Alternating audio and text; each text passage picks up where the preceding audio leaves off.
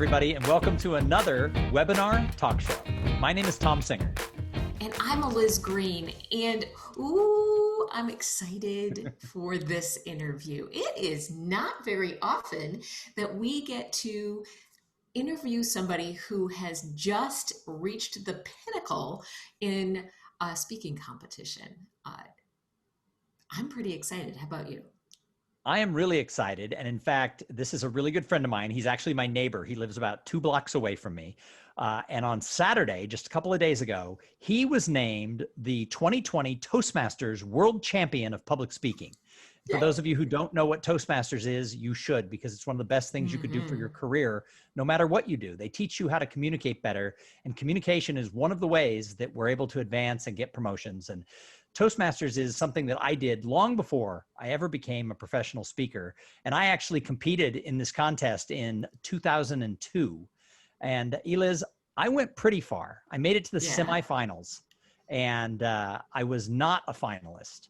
But it was really exciting for me this year to see my friend Mike Carr make it to the finals and then win the Toastmasters World Championship of Public Speaking. So we have him here on the webinar talk show. Mike, welcome to the show. Hey, thanks. It's so great. Congratulations. Oh, thank you. Thank you very much. It was Mike. It's been about 4 days. Does it still feel surreal that you won this huge international contest that 30,000 people entered back in June at their club level and through 6 or 7 levels up to the finals, and you won? It does. It's on the good side of surreal, but it is still a little surreal, especially when I get Facebook messages from someone in Uganda or in Saudi Arabia and saying, "Oh, I really like that part of your speech." I say, "What? How did you find me? What is this?" They're wonderful, beautiful people, and I'm glad that. But it was like, it's still a little surreal. So Mike has had a long, distinguished career as a financial advisor. Mike has worked for, he's worked for both government, he's worked for nonprofits, he's worked for large companies, he's worked for small companies, and Mike is a professional speaker who teaches leadership and used Toastmasters for the last 25 years as a way to sort of fine tune his messages. And so Mike, tell us a little bit about your speaking journey. Speaking journey started probably when I was in church as a junior high student, and no one wanted to give the little sermon for the class. And I said, "Oh, I'll do it." Beyond that, I was looking for a way when I first went into financial services 27 years ago to build that business, and started doing that through seminars. And those seminars, I noticed that when I added in entertainment and some laughter and stories, that more people came and more people wanted to talk afterward. So I learned that way, but I'd go off on tangents. So I went into Toastmasters thinking, here's a place where someone's not paying me or there's not a lot on the line, and I can fail a lot, improve my craft so the audience doesn't go to sleep on me.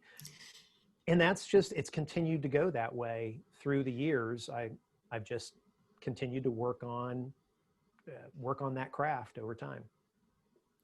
Well, and that's a big part of being a very good speaker, whether you're doing that for your career or you're doing it as something that advances your career.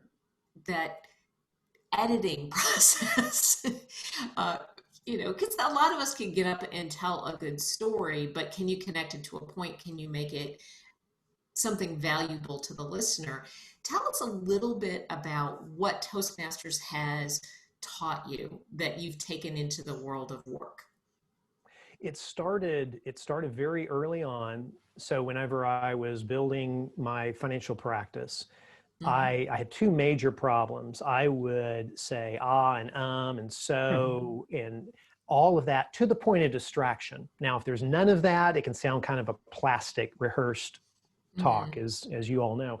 But it was distracting. So practicing that. Secondly, I would not stay in a consistent line of thinking. I would go off on these tangents and end up far afield from the original question or the original point, and had to have practice continuing to move toward that point. So that was early on. Toastmasters helped me in the evaluation process of people saying, that point you were trying to make, that didn't make any sense to me. That didn't work for me. Or you ended up way over here. You went way over time, went way too long. Later, as I was doing more speaking and a lot of those bad habits were gone, I would think I had a good idea or something in a speech that made sense. But before I'd go ask a company to pay me, or I'd get in front of a financial seminar of people who could be my clients, I wanted to just go test out on a group that would be honest with me. But and that's happened a number of times. In fact, the speech that I took to the semifinal, the first time I gave it, the looks in the audience were just kind of like, oh no. And I'm glad I tested it first. Yeah. So let's talk a little bit about the contest. I've competed through most of the levels, not to the finals, several years ago, but it's a process. I always tell people that competing in your club contest, and I learned this from David Brooks, who was the 1990 world champion of public speaking, Great guy. also a resident of Austin, Texas, another friend of ours. David said that competing in a contest was like 3 months worth of Toastmasters. Competing at the next level, like the area, was like a year.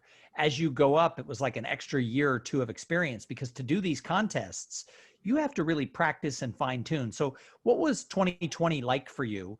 It started off as a series of live contests, and then in the middle of it had to switch to virtual. So tell us about your experience.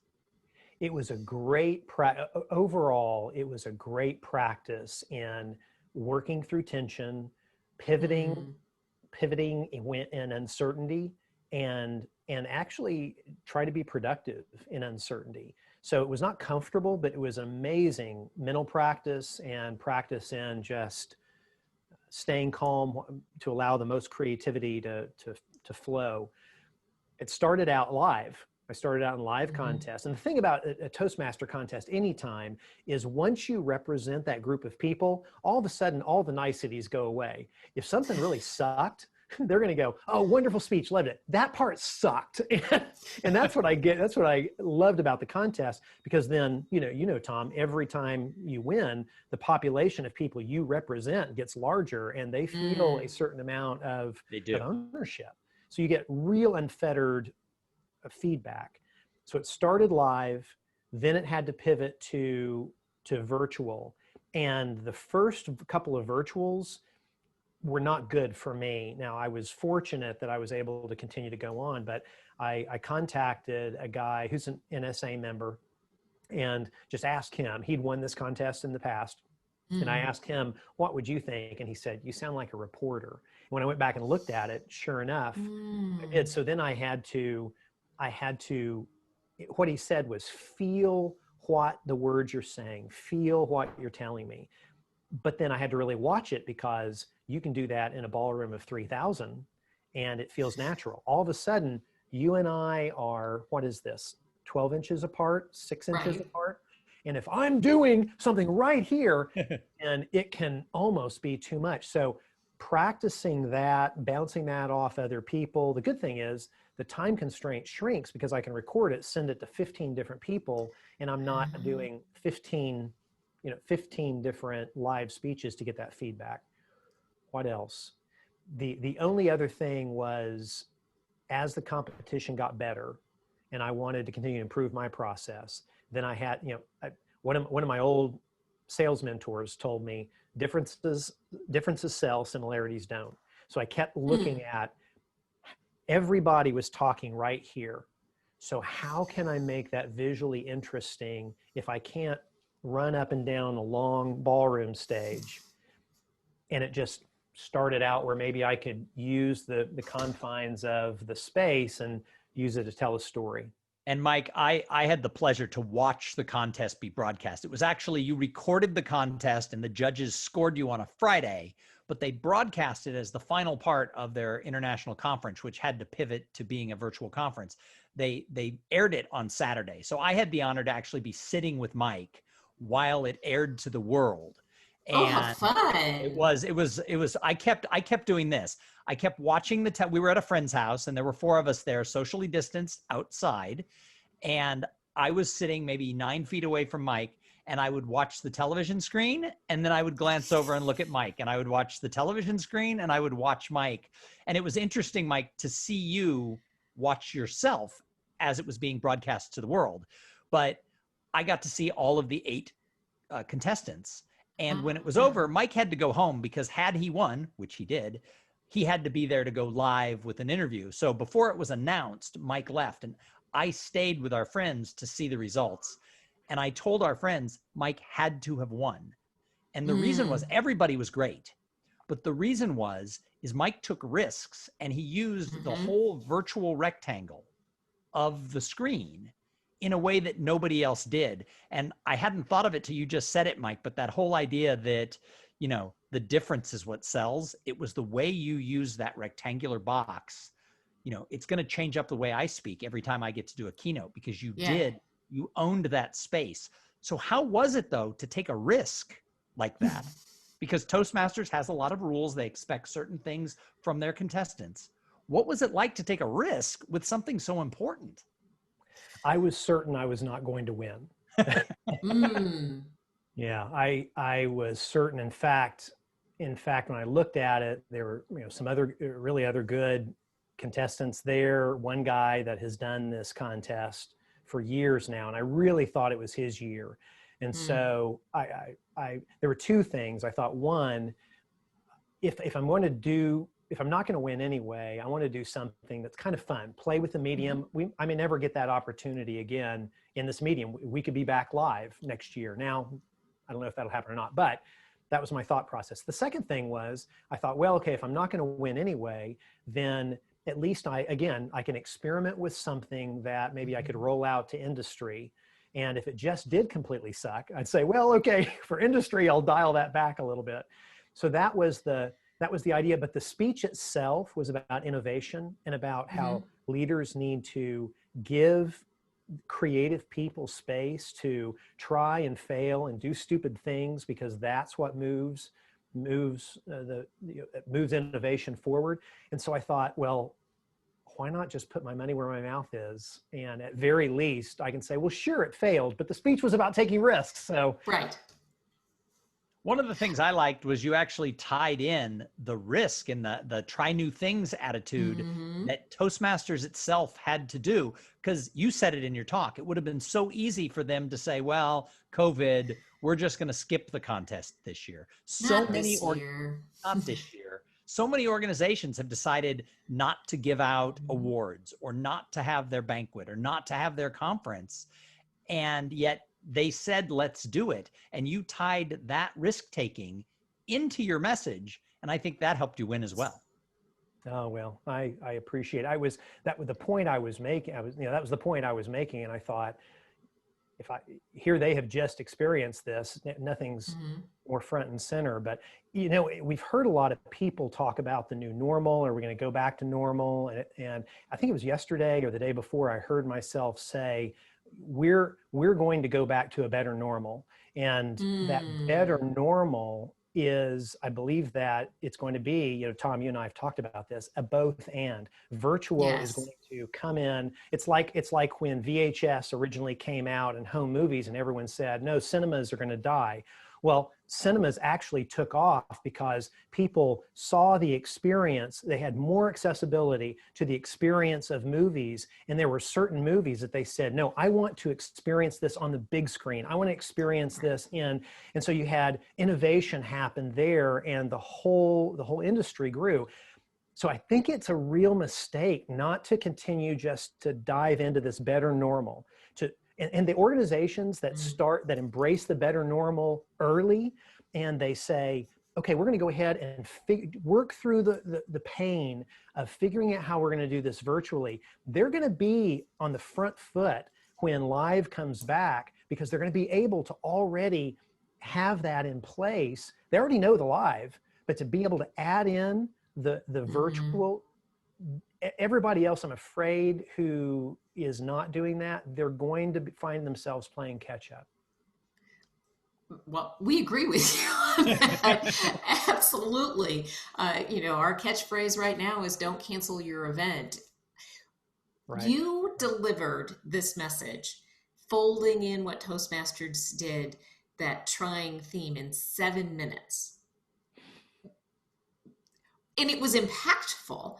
So you have this ability to combine this excellent communication with what you know about leadership. That confluence, I think, is very, very valuable.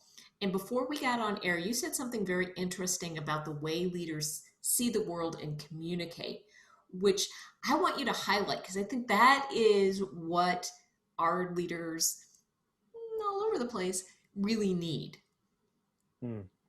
Sure. And this comes out of, I won't go into all the story. It comes out of my own experience, having been a leader and then being led by some individuals in crisis and in good times, and my own personality. But I had some life events and some business events that started me down this road of looking into psychology studies.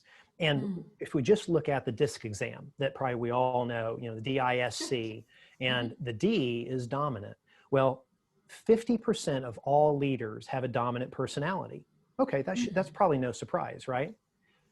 Only 3% of the population are Ds. So the first thing that leaders say is, well, of course, I rose above the pack to do that. The flip side of that is that as leaders are talking to their teams and trying to motivate their teams and building messaging and compensation programs, they have to realize that they are talking to a team that may be as much as 97% ISs and Cs, non-Ds, meaning they see the world different than the Ds do. And so Ds build messaging out of what would motivate them, or what the way they see the world, which is not bad. They just have to realize that if their team isn't achieving what they want it to achieve, it may be that up to 97% of the team is not being driven forward or drawn forward by the messaging that the leader is bringing out. That's really interesting. And I think it kind of goes back to what you were saying about developing your message through Toastmasters. It's about putting it out there, testing it, getting some feedback, and then adjusting. I'm imagining that doesn't happen as often in corporate America or even in nonprofits. What have you seen about that? Right. I think that's so true. And I don't have all the answers on that. My hope is to broaden that conversation. I guess my hope is to do three things: broaden the conversation on that subject, talk to leaders to say the mindset and the fear that happens for someone who's being innovative is very real. And so if you really want innovation, then you've got to give space to that. You've got to give air cover to that. And the third thing is to say to that population that still has their magic tucked inside around their ribs, to say, and they're scared to death to try anything because they're certain they can't meet the result, to say, that's okay. Forget about the result. Just the victory is in the try. Just get out there, and when you try something new, when you try to put your magic out into the world, sometimes it's going to fail, but that's all right. The results don't matter in that environment. The victory's in the try. And if we can bring that population online, more productivity, more creativity, more innovation, we could see a GDP uptick in that. I believe. Now, I'm the most cynical optimist you'll ever run into. That is my optimistic side. But I think good thing. I think historically I can point to times when things like that have happened, and we actually have seen upticks in productivity in the service sector, other items like that. So Mike, you're in kind of an interesting position, and there have been others before you, but you won the Toastmasters World Championship of Public Speaking, and you already are a professional speaker who's teaching leadership at the highest levels. Many of the people who are in the position of winning the contest that you just won, speaking isn't their career. It's not what they want to do or do for part of their living or all of their living. So what do you think winning this competition does for you? Do you think it sets you up to be able to speak on more stages, because you already have this professional piece? How does your life change because of this new title? I think it does set me up to speak on more stages. Two leaders, the messaging, the message I just was talking, Eliz, to you about. Also in financial services, there are a lot of incorrect assumptions, a lot of incorrect messages out there about investing principles, and being able to speak on that and educate on that. But I think most importantly, I myself am probably one of those individuals that the results spooked me so much that I would sometimes not try. And I think that winning this gives me the credibility to come in and say to leaders that are all about, I want to hit this goal, I want to have the results, to say, okay, changing your messaging and giving room for innovation, it doesn't mean the results don't show up, because I didn't focus on the results. I didn't focus on the goal. I just tried to continue improving incrementally every day. And I just kept losing until I didn't. And so to be able to say, have the credibility to say to both populations, leaders who are D-dominant and the population that is so scared by the results, they're not going to even try, to say, oh, no. The results will still show up for those that they're going to show up for anyway. But it serves more of us now. And I think having won it gives me some credibility in the eyes of those who might not listen to that message before.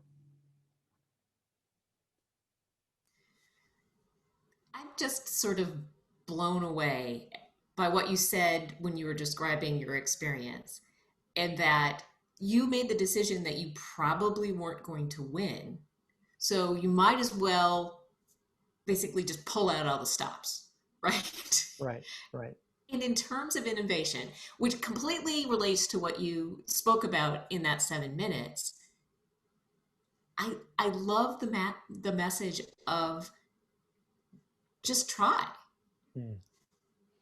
Results aren't the goal, it's the getting out there. I think right now, a lot of us need that message. Well, and that's, yes. I mean, I won't go into all the story, but where that came from was in the last massive financial crisis in 2008. I found myself in a position where I had 2 mortgages. We just made a move. We had a child that we were just told had a stroke. We had real estate investments that were all underwater.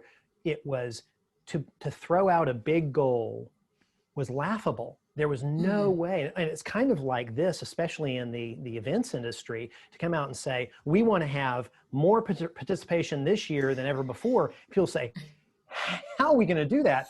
And where I defaulted back then, what I wanted to, back then in 2008, I wanted to crawl up into the fetal position under my desk, but I had 8 kids that I had to feed. And so I had to figure out a way that I kept moving forward when there wasn't this huge motivating mountain to climb. And I think that's where we are.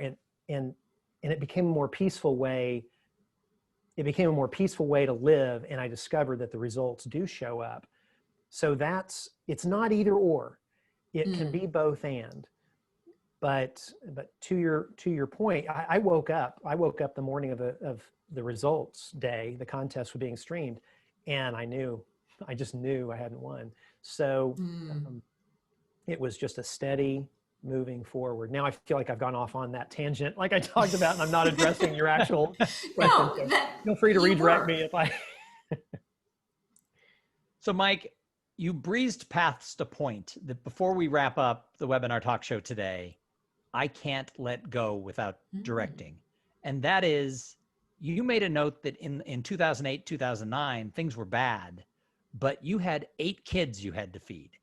You have 8 kids. That's something I obviously know about you because we're friends, but has anybody ever pointed out that's a lot of kids, Mike? Yeah, there's a lot of kids. and it's one wife with 8 kids. Right. So why do you have 8 kids? Tom, the honest answer is we have 8 kids because spontaneity causes people. Spontaneity causes people. I like that. Yeah, and That's outstanding. yeah, and my wife does say that each of their middle names should be tequila.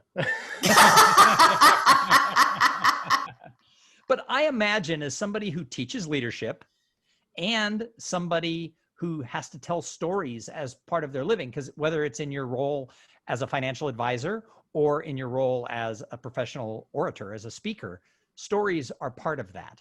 I would imagine that having 8 kids just gives you a lot of content to be able to pull from. It really does. It really does. I'm so fortunate. My wife births funny children, and so we have a ton of funny stories. But the real serious reason why we have 8 is I actually wanted to have none, and then we got surprised about 6 months into our marriage. And when that first baby girl showed up, my life was changed, and I was so head over heels in love with her that we just kept saying, well, what do you think about just one more? And, Elias, we were talking about slow incremental progress. It can go on the other way too. You can slow incremental progress can all of a sudden be 8 colleges. I was just going to say it, and you could have stopped at 7, but wasn't the last one actually twins? Right. But lots of great stories, lots of great fun, and a lot of great content. The universe is funny to give someone who already has 6 children twins. Yes.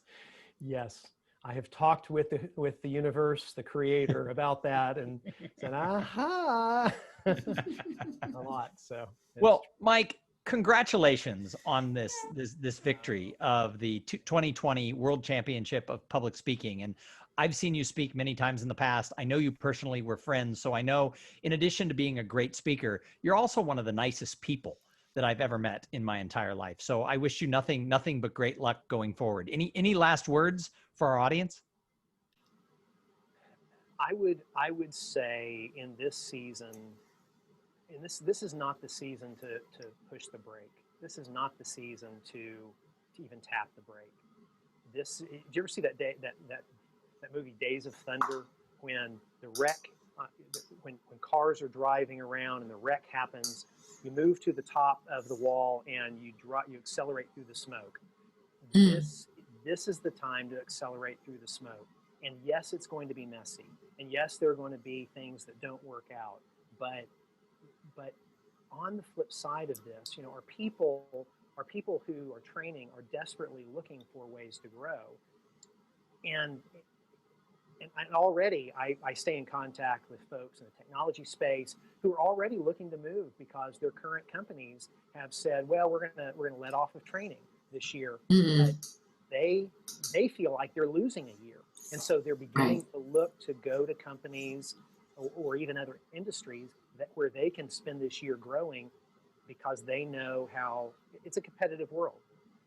So now's not the time to be tapping the brake, even though that feels in our evolution that's what we should be doing. We've got to fight that and just go through the discomfort of figuring out good ways, and innovation's going to happen. The victory's in the try.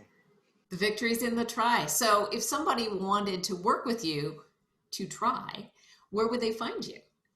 The best place is my website, MikeCarrOfficial.com. They can contact me at contact@MikeCarrOfficial. I'm on all the socials. That works too, but I'm probably most responsive there through the website. Fantastic. Awesome. Well, Mike, again, thank you for being with us. For those of you who are following, please go and like us on Facebook at Webinar Talk Show. You can also find out more information at webinartalkshow.com. Indeed. We are going to have something special over the next couple of weeks because someone is traveling. We're going to live stream some of our best interviews as watch parties over the next week or so. So look out for that. We have some great revisiting of some of our favorite guests. The best of the Webinar Talk Show. The best of, yeah. Guess what? This was number 42 of our interviews. So we have some great stuff.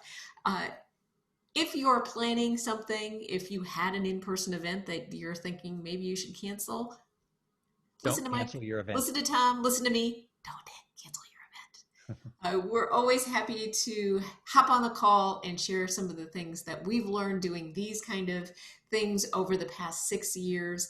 You can find us again, as Tom said, at webinartalkshow.com. We'll see you soon. Thanks for joining us.